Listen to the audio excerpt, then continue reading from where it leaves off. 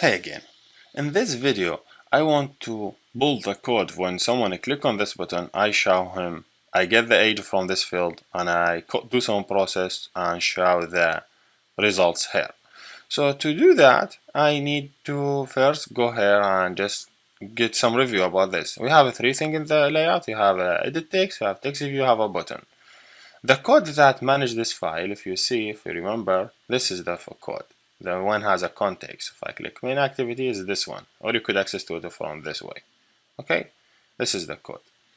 Now this is the code that control this layout. Okay.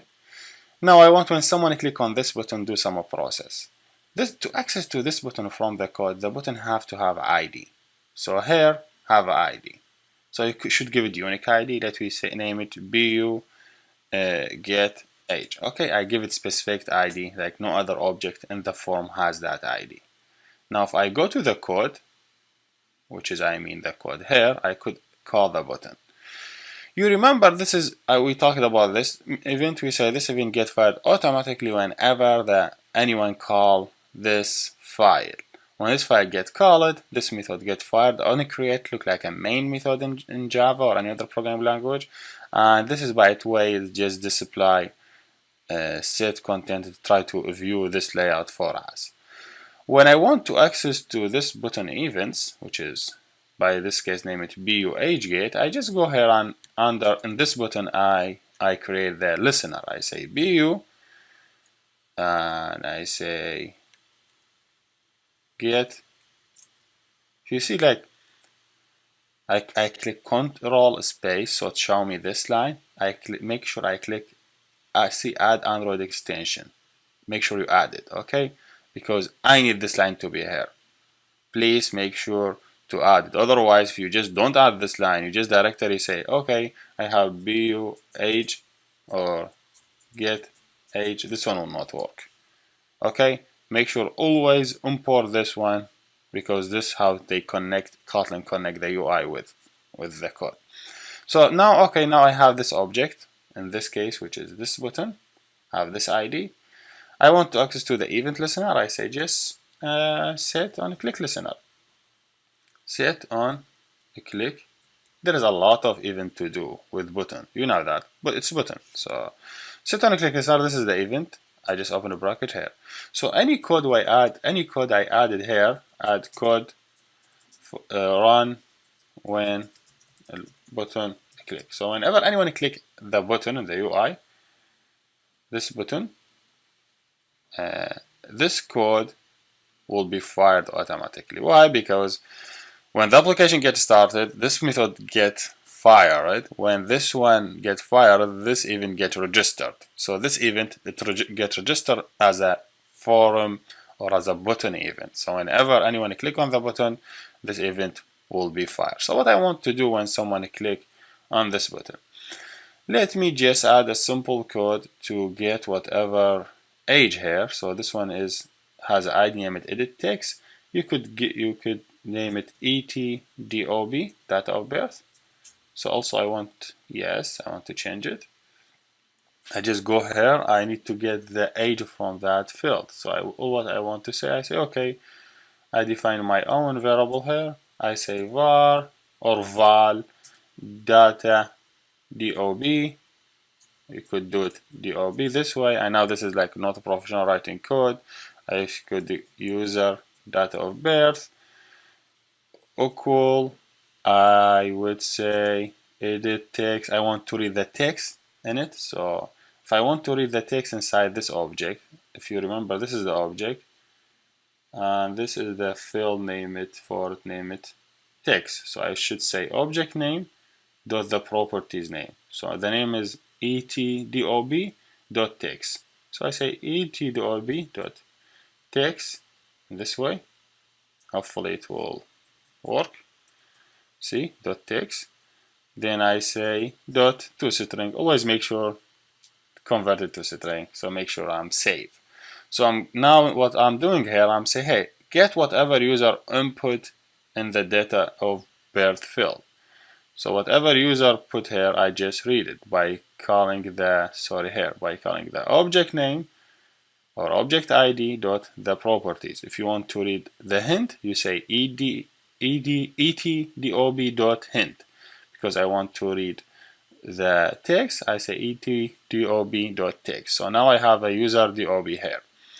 Now how I could calculate how old he is or she is, I need to subtract the current year from the user age. So what I will do, I say val another current year will be as equal to a calendar. In this case, I won't just get the current year from the device. So I say calendar dot get instance, and then in this case I will say calendar dot year. So because I want to read the year only.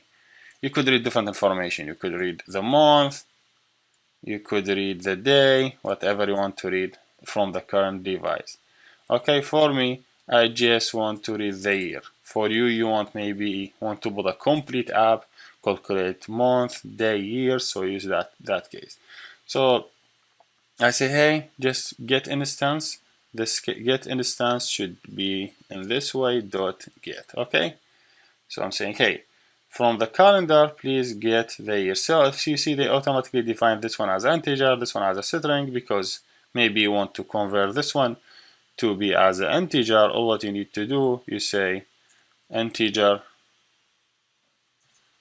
You know that, how to do integer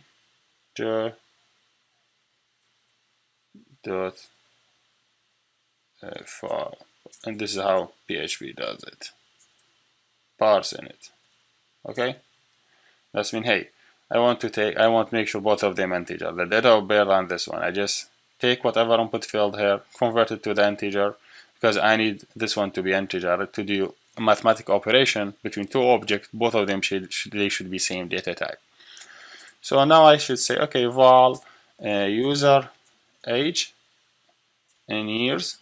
Okay, you could say equal what I should do. I should subtract the current year.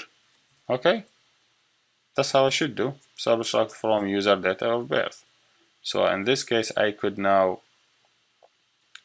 how old the user. So now I have the age here. Now I want to display this information where? I want to display this information here. So this one has also ID. You could see it here. As I name it text view. I could name it text view show age.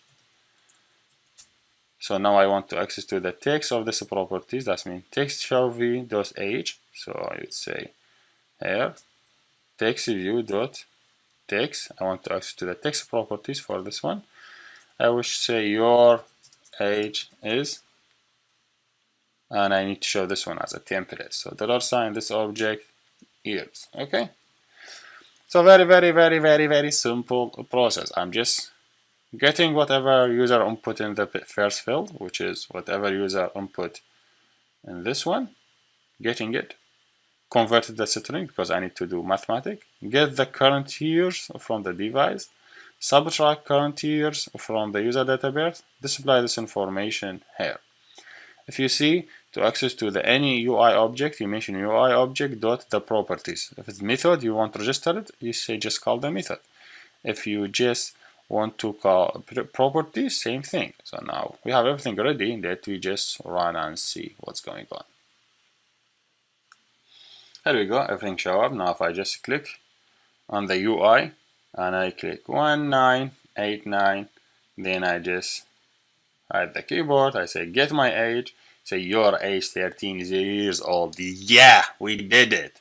So you could just like 2000 maybe. So the app is working now fine. So because if I now just hide the keyboard now and try to get my age, your age is 19 years old. The app working fine. I was able to connect UI with the code normally, and very excellent. But just remember, you don't want to add all your even registered code here and the onCreate. In this case, your onCreate be so big method. There is a two way to get around this one. Either you just take this code and move it to a different method. You say bu void button the click when someone click on the button, and make sure function, and this function name it button click. You just move your code here, so you just make sure, hey, when someone click on this button, please call this method. So you just try to button get age click. You just try to separate it, or you could do it in different way. You don't need to register events. You don't need to do this. So just let me comment this one. Comment this one. I added between comment. That means this code will not run. You could connect the UI directory with that method. That means this UI, I say on click. When someone click on the button, I say on click. See, I could add event here. I say bu button age click. Okay, or bu user age click. Okay, now if I just go here, you see in the button there is a method created, but the method doesn't have any implementation. You could implement it here by click here and say, hey, create handler for it. Click OK. They may create it, or they may not. The ID has an issue. The ID cannot create this method for you. You could, in this case, you need to create it manually. So you need to go here and say, okay, I have a method, and this method name is this, and in this case, because I am doing a view, so this one is supposed to get a view as input. Okay, this is how it works. This view is instance of the view, enter, so they import the view for you. This case also works. So you could either register the event here. You could just register it and add your code here, or you move it to method, or you just access directly from the UI. Let me just run and see the results. Here you go. I would just input my date of birth here. I just want to tell you the different way, and now I will tell you what you should pick. And this way, I say get it right. So you show how we was able to register event using Android way, which is event driven. We add the event, or we just connect directory. We just connect the UI with the code, which is this one, or implement the method. The best one is not a connect UI with the code. The best one is what? Is using the event driven. Why? Because we need to separate the concern. We need to the code is separated from the UI. So when someone want to change the code, it change on only the code. You don't need to change the UI, which is something about MVC patterns. So always make sure your code is event driven. So you just register your event here, you do your method, you call your method, and that's the best design you could do it for Android. I think for now I'm all set. So let's go to the next video and see how we could do some debugging in Android.